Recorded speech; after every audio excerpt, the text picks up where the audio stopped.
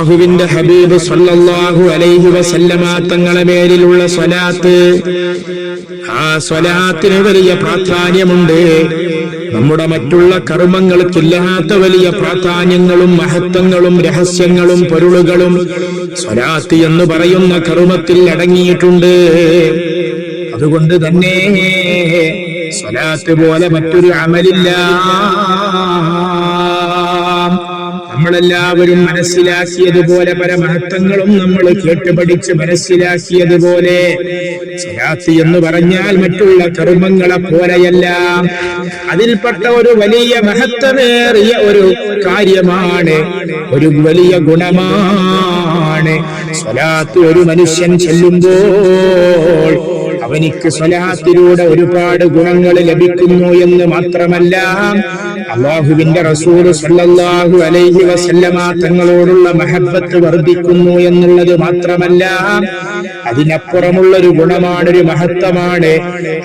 അവൻ അല്ലാഹു ചെയ്യുന്ന ഒരു കർമ്മത്തിനോട് തുടരുക എന്നൊരു വലിയ മഹത്വം അവിടെയുണ്ട്. കാരണം നമ്മുടെ നിസ്കാരങ്ങളും നമ്മുടെ നോമ്പുകളും നമ്മുടെ ഹജ്ജുകളും മറ്റു കർമ്മങ്ങളൊന്നും പോലെയല്ല സ്വലാത്ത്. ഈ കർമ്മങ്ങളൊന്നും അല്ലാഹു തആല ചെയ്യുന്നില്ല.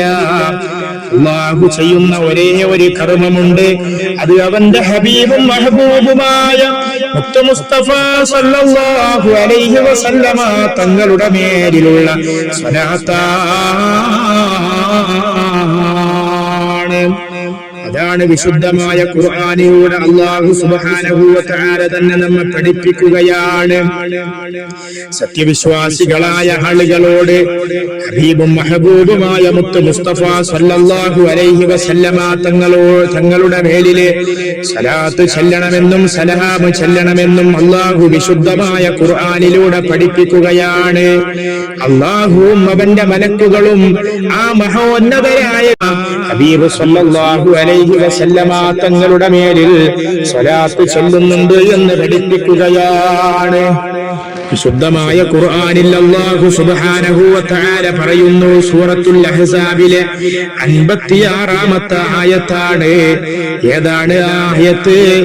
എന്റെ ശബ്ദം ശ്രവിക്കുന്ന സഹോദരന്മാരെ, സഹോദരിമാരെ, ഉമ്മമാരെ, പെങ്ങന്മാരെ, നമ്മളെല്ലാവരും കേട്ടുപോരുന്ന ആയത്താണ്. പല സദസ്സുകളിലും കേൾക്കുന്ന ആയത്താണ്. നമ്മുടെ മൗലിദിന്റെ മജ്‌ലിസുകളുടെ തുടക്കത്തിലും സ്വലാത്തിന്റെ മജ്‌ലിസിന്റെ തുടക്കങ്ങളിലുമൊക്കെ ഈ ആയത്ത് ഓതാറുണ്ട്. ഏതാണ് ആയത്ത്? സൂറത്തുൽ അഹ്സാബിലെ 56-ാമത്തെ ആയത്ത്.